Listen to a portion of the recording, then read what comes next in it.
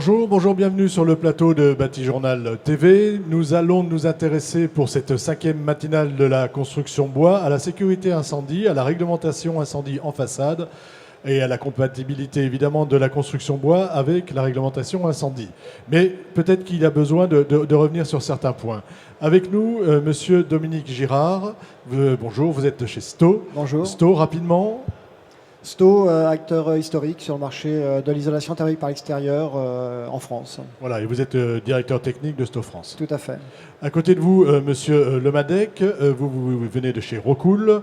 Rockwool, rapidement. Bonjour, donc Rockwool, fabricant laine de roche. Donc on est spécialisé dans la laine minérale et exclusivement la laine de roche, donc au travers de toute l'Europe. Voilà, et vous êtes aussi le chef de division et expertise. Oh, excusez-moi, je me trompe de personne. Vous êtes le chef de projet sécurité incendie chez Rockwool. C'est cela même. Alors, justement, quand on parlait de chef de division et d'expertise, nous sommes au CSTB. Vous êtes monsieur Stéphane Amery, CSTB, rapidement, tout le monde connaît, mais... Bonjour, oui, Stéphane Amery du Centre scientifique et technique du bâtiment, donc organisme public à caractère industriel et commercial qui a vocation à accompagner l'innovation dans le bâtiment. Voilà, et vos fonctions au CSTB ? Je suis chef de division en charge de l'expertise et de la recherche sur la vulnérabilité des ouvrages de manière générale, et en particulier du bois. Voilà, vous vous intéressez beaucoup à la construction bois. À côté de vous, monsieur Arnaud Maillard, de chez Piftobois. Piftobois, même question. Bonjour. Sieur français, spécialiste résineux, qui travaille sur l'aménagement de l'extérieur, le bois énergie et surtout la construction. La construction, et vous avez des produits de façade. Hein. Exactement, et également de structure. Et vous êtes chargé d'affaires, prescription, chez Pifto. Alors on va commencer tout de suite avec vous, monsieur Amery, avec le CSTB. Le bois, il est compatible avec la réglementation incendie sans problème, que ce soit en structure ou en façade. Ou les deux. Oui, alors de manière générale, il faut bien comprendre que le règlement de sécurité incendie ne porte pas d'exigence en particulier sur un matériau de construction, mais définit des performances à atteindre. Et donc, en cette matière, le bois, s'il est susceptible de pouvoir répondre aux exigences fixées par le règlement, est capable d'être utilisé pour des bâtiments de structure, de grande hauteur, mais aussi en façade dans certaines situations, lorsqu'il est bien employé. Voilà, la seule chose, c'est de bien l'employer. De bien l'employer. Alors il faut savoir tout de même que le règlement de sécurité incendie, en particulier pour les bâtiments d'habitation, a été révisé tout récemment, en juin de cette année 2015, et a permis de lever une des difficultés et des contraintes à l'usage du bois en bardage façade pour des bâtiments de 28 à 50 mètres de hauteur, en levant l'interdiction d'utiliser du bois de bardage sur ce type de façade. Voilà. Cette interdiction d'utiliser du bois, elle était liée à l'aspect incendie ou est-ce qu'elle était liée à autre chose ? Elle était bien liée à l'aspect incendie et donc était ancrée dans le règlement de sécurité incendie de manière très prescriptive. Et l'objectif du règlement de demain est de basculer vers des approches plus performantielles. Donc on fixe des exigences, charge aux matériaux de construction de s'adapter à ces exigences. Alors, on va tout de suite aller voir du côté des matériaux de construction et du bardage. Est-ce que vous arrivez à vous adapter à ces exigences? Et si oui, comment? Alors exactement. Disons qu'il y a 2 points qu'il va falloir justement en sécurité aborder. Approchez un petit peu votre micro. Le premier point, ce sera pour parler de la résistance au feu. Il faut bien séparer la résistance et la réaction au feu. La résistance, disons que ce sera les bureaux d'études, ce sera leur métier d'aller calculer justement les sections de bois pour aller garantir la stabilité des bâtiments. En termes de réaction au feu, là pour le coup, on va plus traiter sur les matériaux de façade. Aujourd'hui, il existe plusieurs choses. Déjà, le bois naturel, notamment par exemple le mélèze, on peut arriver à lui faire passer des procès-verbaux pour arriver à donc soumis à des essais SBI, pour arriver à garantir une Euroclasse C naturelle. Alors l'Euroclasse C naturelle, parce que du coup, on va être très technique. Est-ce que vous pouvez nous dire aujourd'hui quels sont les niveaux d'exigence, par exemple, pour le bois, très rapidement? Alors, si vous les avez en tête. Ouais, c'est ça. Là, je commence à faire des gros yeux. Malheureusement, je ne les ai pas forcément trop en tête en termes de chiffres. Je pense que c'est vrai que si jamais je parle d'Euroclasse C, on est moins habitué à l'Euroclasse, même si aujourd'hui, il faut parler uniquement en Euroclasse. Je pense que la réglementation française, l'ancienne réglementation en M, M1, M2, M3, etc., ça, c'est plus connu de tout le monde. C'est plus parlant et tout le monde le connaît. Disons que l'Euroclasse C, ce qu'on va demander en exigence pour les façades, ça correspond à un N2. Voilà. Aujourd'hui, naturellement, on peut atteindre avec certaines essences, certains profils, certains modes de pose, parce qu'on va bien évaluer tout ça au moment du PV. c'est pas uniquement le matériau qui va faire le classement au feu, le classement de réaction au feu. C'est pas uniquement le matériau, c'est aussi sa mise en œuvre, c'est ça? C'est surtout sa mise en œuvre, son usinage, type etc., d'isolant. son profil. Et vraiment, en gros, on vient classer tout le complexe de façade et plus uniquement le matériau sur un petit carré, un petit épi radiateur. Aujourd'hui, comme je disais, en naturel, on arrive à atteindre 7 € classe C, donc équivalent M2, ancienne version. Sinon, il y a également d'autres solutions d'inifugation. Donc là où on va traiter le matériau, il y a 2 solutions pour l'extérieur qui existent aujourd'hui. La première est en fait une imprégnation en profondeur du bois au sel de bore. Puis derrière, on vient passer à une finition hydrofuge pour éviter que ce sel de bore se lessive en extérieur. Donc cette sécurité incendie est soumise à entretien. Une nouvelle technologie qu'on présente aujourd'hui sur le salon, qui s'appelle Inhibé, en fait, consiste à traiter le bois. On arrive en Euroclasse B, donc meilleur que la réglementation. Euroclasse B, pour mémoire, c'est le classement M1 en ancienne réglementation. Et on obtient une solution qui est pérenne dans le temps. Donc on va pouvoir, avec ce procédé, réaliser des façades un peu plus hautes. Un peu plus haute et sans finition, et sans revenir sur la finition exactement. après. Donc forcément, c'est l'intérêt. Mais ça, c'est propre. Ce sera surtout des coûts maîtrisés et surtout, on va garantir qu'un maître d'ouvrage, même s'il ne va pas entretenir sa façade, on aura cette sécurité incendie qui sera assurée. Du côté des matériaux, donc on a les solutions. Exactement. Ça, vous le proposez, c'est des produits qu'on trouve en bardage, en panneaux ou autre. Exactement.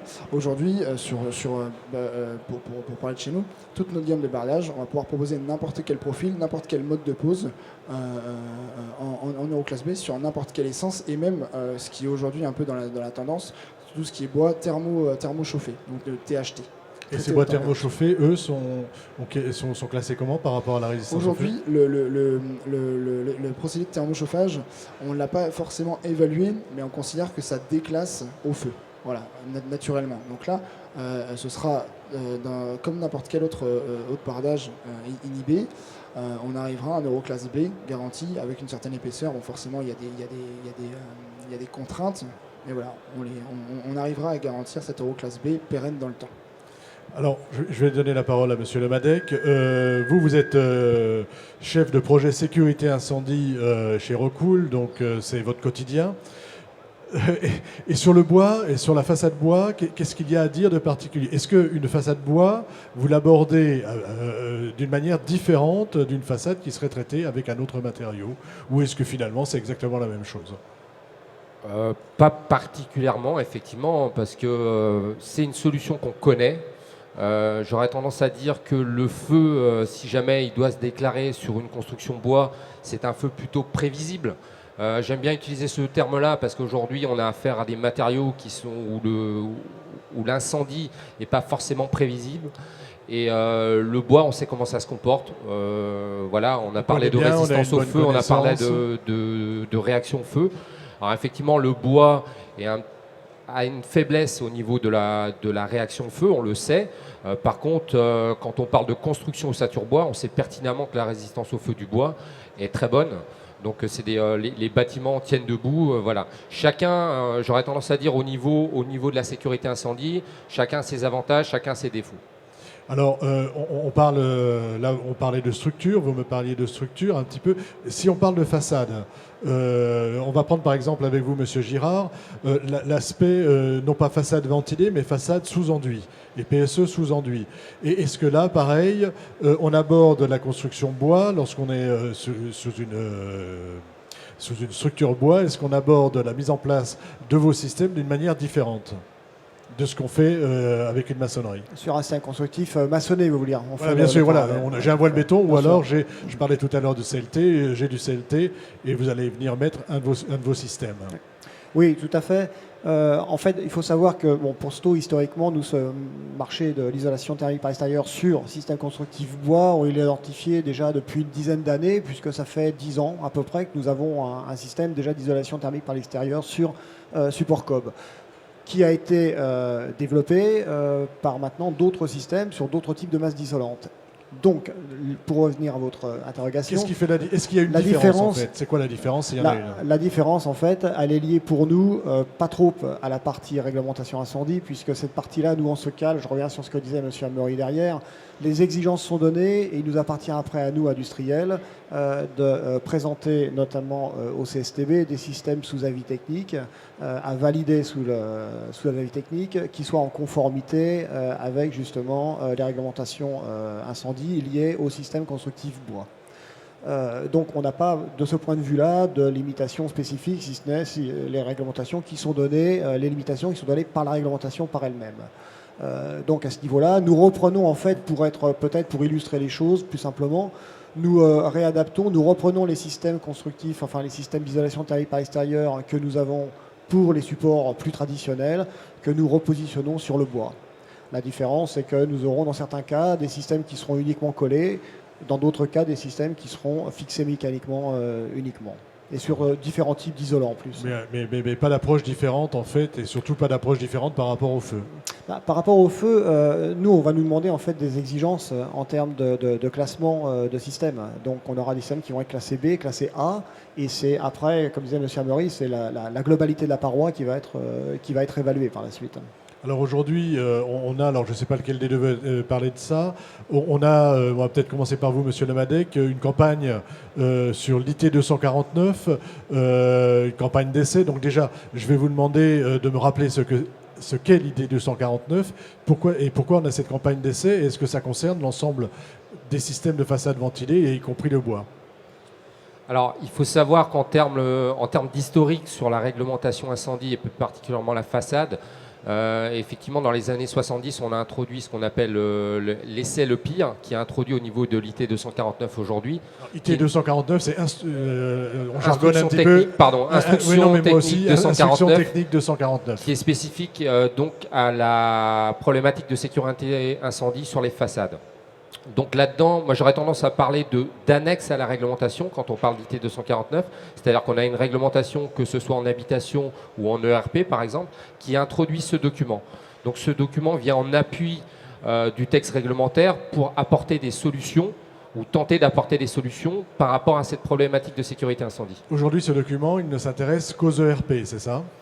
Alors, il y a une décision qui est très très récente de la part du ministère de l'écologie qui date du 30 septembre de cette année, qui introduit également maintenant l'IT 249 dans sa version de 2010 en habitation. En habitation. Donc maintenant, on est obligé de respecter cet IT 249, que ce soit en ERP ou en habitation. Tout à fait. Et Mais en c'était IGH. déjà...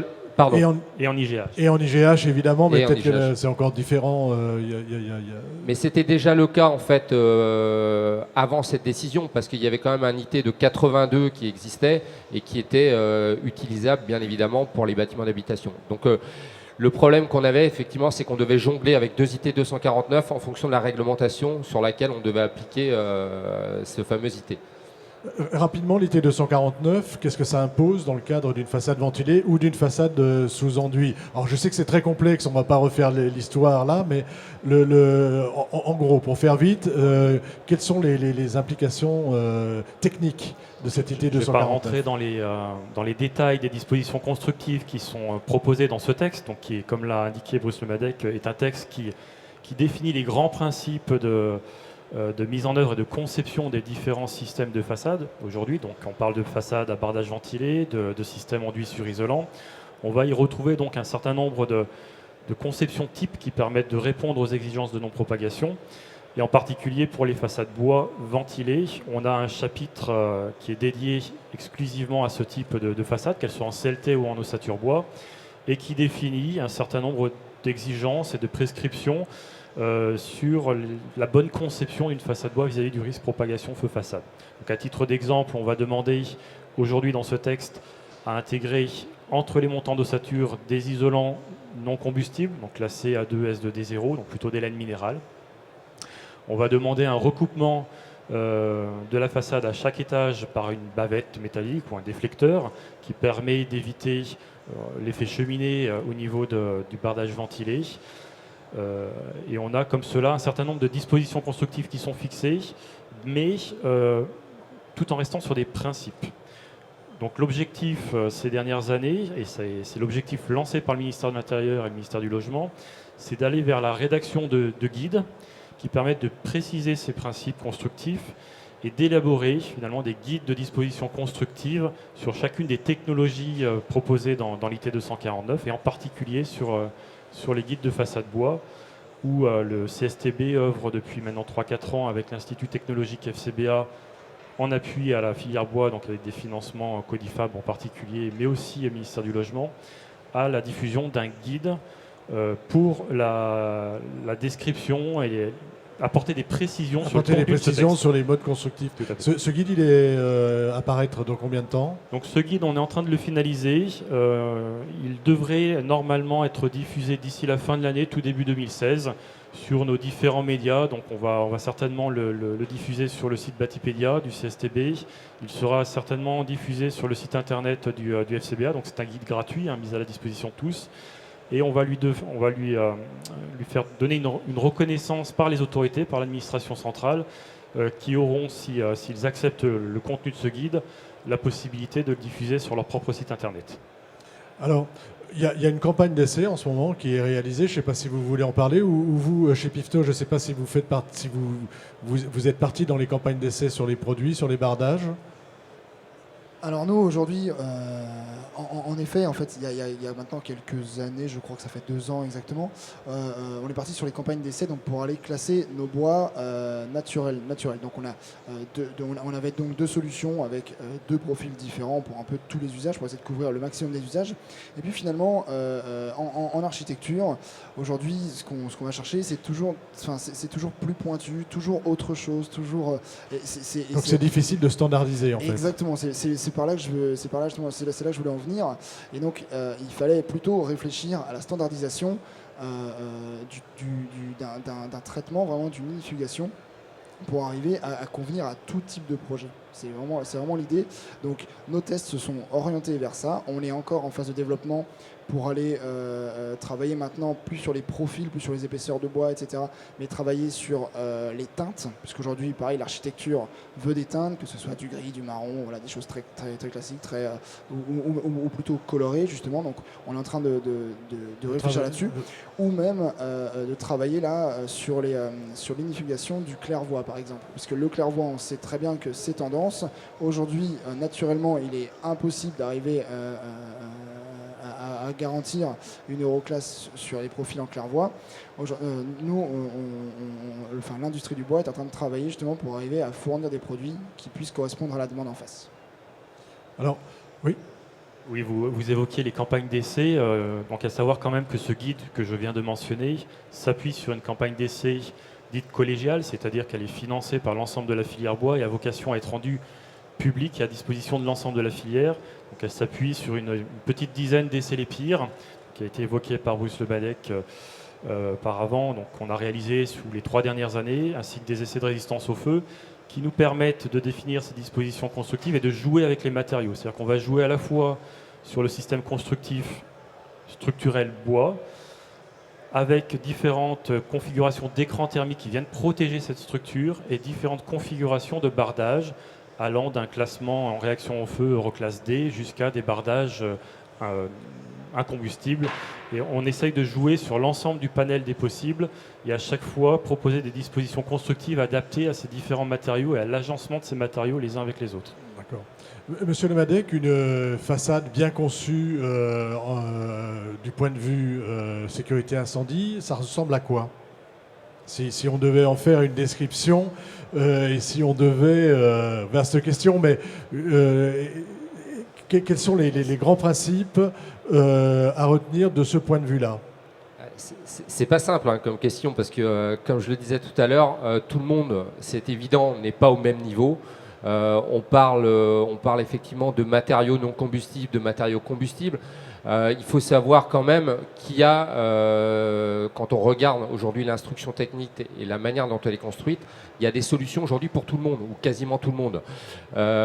Nous, en tant que fabricants de laine de roche, on se doit par exemple d'accompagner la filière bois, étant donné que quand on regarde les solutions qui sont approuvées par l'IT 249, comme le souligne Arnaud, c'est des solutions qui sont à base de laine minérale et particulièrement de laine de roche. Donc on se doit d'accompagner la filière bois pour justement avancer sur leur campagne d'essai et trouver la solution qui leur sera la meilleure solution. La meilleure solution, la plus adaptée. La plus adaptée. Concernant l'enduit sous PSE, d'ailleurs il y a d'autres systèmes, hein, on a aussi des systèmes tout bois, ou laine de roche, ou laine de bois. Fibre de bois. D'ailleurs, vous, en tant qu'industriel, qu'est-ce que vous privilégiez quand vous allez voir quelqu'un qui est sur une structure bois ou une ossature bois? Vous l'incitez à aller avec un isolant bois, laine de roche ou PSE? Alors, notre démarche concernant Sto n'est pas une démarche en fait de ce type-là. C'est-à-dire que nous adaptons. L'intérêt pour nous, c'est d'avoir une offre globale qui permette de répondre à l'ensemble des demandes, des exigences. Lorsque nous arrivons, les techniques et les systèmes sont déjà retenus et donc les isolants sont déjà prédéfinis. D'où l'intérêt pour nous d'avoir une offre globale qui permet de répondre à l'ensemble de ces attentes. Et vous pouvez apporter un conseil, enfin dire voilà, peut-être que là il vaudrait mieux. Non, ça vous le faites. C'est au cas par cas. Il n'y a pas de directive ou de direction ou d'avis de donner d'un point de vue global. C'est vraiment au cas par cas. Après, derrière où nous intervenons, c'est dans le cadre de la finition, de l'esthétique, puisqu'elle a aussi, selon la finition, on peut avoir un classement différent avec le système d'isolation thermique par l'extérieur. Donc c'est dans ce cadre-là que nous intervenons. Voilà. Donc voilà. Alors je rebondis par rapport à ce que vous disiez là au niveau des essais profession. Donc concernant la partie donc ethics, on va dire sur la partie bois, sur la construction. Ethics, vous définissez un petit peu pour ceux qui ne savent pas. C'est globalement tout ce qui est enduit sur isolant. Hein. Globalisé, c'est enduit sur isolant. Nous attendions effectivement qu'un certain nombre de travaux soient terminés pour pouvoir avancer, nous appuyer sur ces travaux, ce dont M. Amery vient de parler, et de travailler, mais d'un point de vue profession, hein, comme nous l'avons fait déjà sur des supports plus traditionnels. C'est-à-dire que nous mutualisons, au travers de syndicats, nous mutualisons nos moyens et nos compétences pour développer, dans le cadre d'essais Lépire, d'essais vraie grandeur, des essais permettant de valider les techniques et les systèmes, mais par grande famille, de façon à ce que l'ensemble de la profession puisse bénéficier de ces résultats. Donc le fait que c'est la très bonne nouvelle, c'est que maintenant ces travaux donc, sont complètement aboutis, sont en voie de sortir. Donc on va pouvoir nous s'appuyer là-dessus pour pouvoir travailler sur le fond. Au niveau de ces validations. Est-ce que ça veut dire que la réglementation IT 249, enfin l'instruction IT 249 va bouger? Alors il n'est pas prévu a priori de modifier ce que l'on appelle le droit dur, c'est-à-dire le texte IT 249 en soi ou les décrets qui renvoient à ce document. La position aujourd'hui de l'administration centrale, du ministère de l'Intérieur, est plutôt de s'appuyer sur des guides, des référentiels, que l'on nomme de droit souple, qui vont renforcer et préciser le contenu du texte pour éviter finalement que tous les ans, un nouveau procédé, un nouveau matériau souhaite intégrer ce texte et rendre les choses compliquées en termes de suivi et de modification, de révision d'un texte réglementaire qui est somme toute lourd à mener, qui prend bien souvent plusieurs années.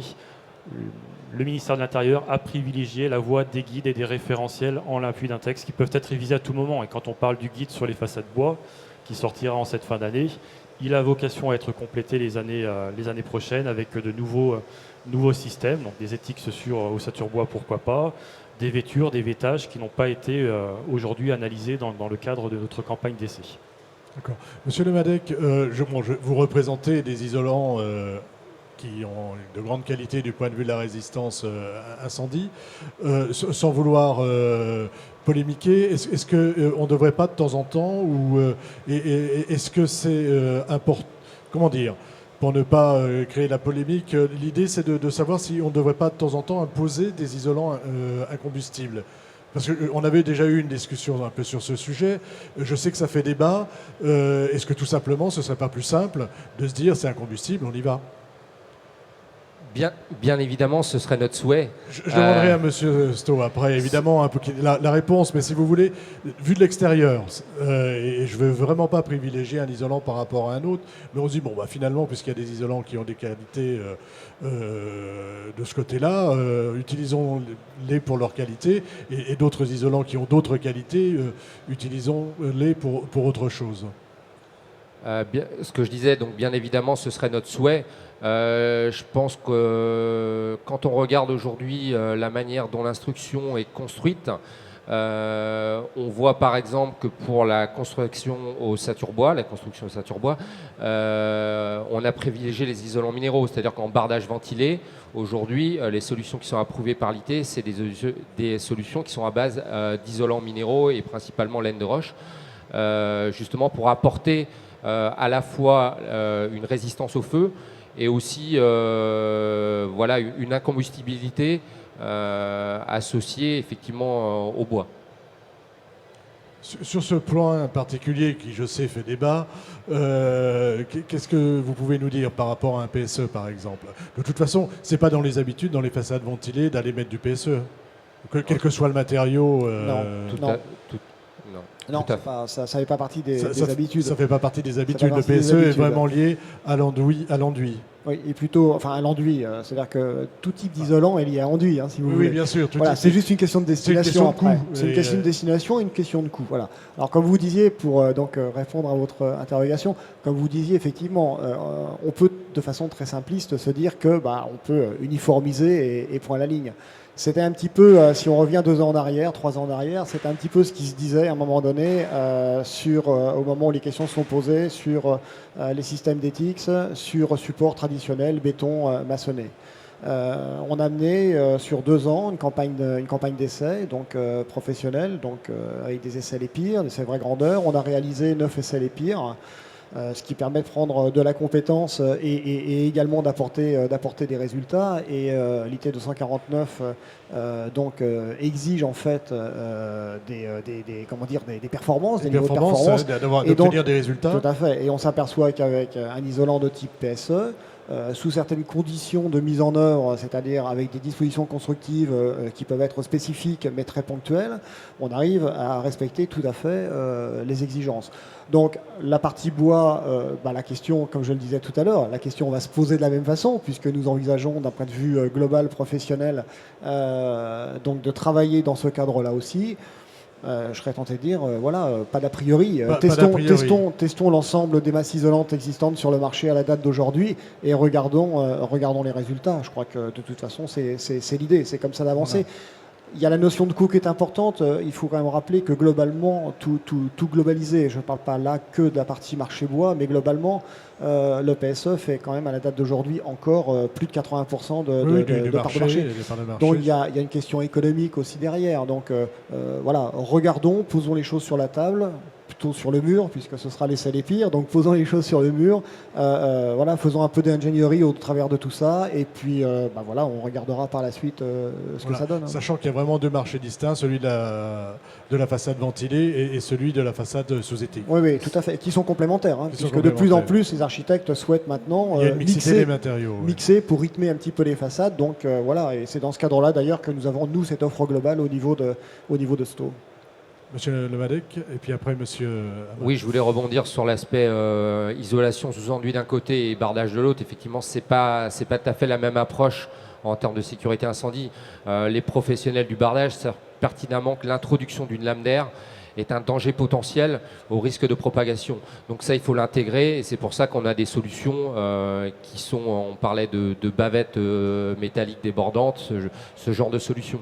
À côté de ça, quand on regarde les règlements en place, toutes les solutions ne sont pas à même niveau. Là, on parlait de mise en œuvre, de conditions de mise en œuvre pour des solutions à base de PSE qu'on n'a pas, par exemple, sur des laines minérales et sur la laine de roche, parce qu'aujourd'hui, c'est un marché principalement laine de roche d'un côté pour le non combustible et polystyrène de l'autre côté. Là, je parle bien évidemment d'isolation sous enduit. En bardage, on va un petit peu plus loin, mais comme le soulignait Dominique tout à l'heure, le polystyrène, on connaît le risque engagé quand on utilise une solution en polystyrène avec une lame d'air. À partir du moment où on connaît le risque... et j'aurais tendance à dire que la profession du bardage en est parfaitement consciente. Donc c'est la raison aussi pour laquelle on ne voit pas de polystyrène au-delà de la réglementation qui n'autorise pas forcément ce type de solution, mais le danger est vraiment réel. Monsieur Amry. Oui, je voulais juste rajouter que bien évidemment, lorsque vous intégrez des matériaux combustibles dans une façade, vous allez augmenter potentiellement le risque, donc la masse combustible mobilisable, que ce soit de l'isolant de type PSE ou des isolants biosourcés ou même du bois, tout simplement. On augmente la masse combustible mobilisable. Tout l'objectif au travers de l'instruction technique 249 et des dispositions constructives qui en découlent, c'est justement de pouvoir intégrer ces matériaux combustibles tout en les protégeant et en s'assurant qu'ils n'altèrent pas finalement le niveau de sécurité global. Si je prends le cas des essais que nous avons menés sur les façades ossature bois, et en effet, comme l'indiquait Bruce, jusqu'à présent, il était recommandé de mettre un isolant non combustible dans l'ossature. Les essais nous ont permis de décrire un certain nombre de solutions intégrant des isolants biosourcés, donc pas PSE aujourd'hui, peut-être demain, mais biosourcés pour le moment, lorsque l'on est susceptible de pouvoir les protéger par un écran thermique devant le bardage ventilé. C'est bien évidemment... Quel type d'écran thermique? Donc, quand on parle d'écran thermique, c'est vraiment l'écran qui est placé derrière la lame d'air ventilée, derrière le bardage, donc en protection de l'ossature bois par exemple. Et on va retrouver des systèmes de type laine de roche, pourquoi pas, des systèmes de type plaque de plâtre rigide, donc plaque de plâtre hydrofuge, plaque de plâtre renforcée de fibro de cellulose, les plaques fibrociment, voire des panneaux bois inifugés, donc contreplaqués inifugés classés B. Alors, on arrive au terme de cette émission. Je vais vous demander à chacun une petite conclusion sur cette question, de savoir si aujourd'hui on est prêt ou pas. A priori, d'après ce que j'ai compris, on était prêt. Donc, à vous l'honneur. Sur ces questions, les fabricants, eux, n'ont pas de doute. Non, aujourd'hui plus aucun doute, puisqu'on va répondre, comme j'ai dit moi tout au long de ma présentation, aux exigences fixées par la réglementation, ce qu'on nous demande. Du côté de la façade ETICS et ventilée, puisque vous faites les deux. Non, nous n'avons pas de doute non plus. Je veux dire, bon, le marché est là, la demande est là, et on travaille soit individuellement, je dirais entreprise par entreprise, ou syndicalement pour justement continuer de développer les possibilités. Donc l'idée, c'est d'accompagner ce développement et de l'accompagner également d'un point de vue réglementaire pour pouvoir toujours être bien en phase avec les dernières réglementations liées à ce type de marché. Monsieur Lemadec, pour vous. Alors, bon, il y a eu cette fameuse introduction de l'essai Le Pire qui est vraiment une nouveauté aujourd'hui. C'est une nouveauté, parce qu'avant, il y avait l'IT 249. C'est quoi? On a imposé cette... Exactement. On parlait déjà d'essai Le Pire, mais il n'était pas imposé. C'est exactement le terme. Donc aujourd'hui, il est imposé. Et bon, c'est tout de même une bonne chose parce qu'on est quand même sur un essai grandeur et qui peut montrer véritablement une phase d'incendie sur la façade. Je ne pense pas que quand on voit des solutions qui étaient utilisées aujourd'hui, peut-être tout le monde ne trouvera pas sa place. En tout cas, on a vu que le bois avait pu trouver sa place par rapport à des mises en œuvre particulières, mais en attendant, il y a une solution. Ce ne sera peut-être pas le cas pour tout le monde, mais a priori, le bois a sa place. Donc, je reviens vraiment sur cette notion de mise en œuvre particulière, parce qu'effectivement, en fonction du type de système qu'on va utiliser, on va avoir une mise en œuvre plus ou moins complexe en fonction de la combustibilité, bien évidemment, plus ou moins complexe. Quand on parle de bardage ventilé ou quand on parle d'isolation sous enduit, ce seront des mises en œuvre qui seront différentes. Ce sont des mises en œuvre. En fait, tout tient à la mise en œuvre et aux règles à suivre pour respecter tout à fait. Et éviter le danger. À ce niveau-là, tout le monde, effectivement, n'est pas au même niveau. Les mises en œuvre sont plus ou moins complexes en fonction des systèmes utilisés.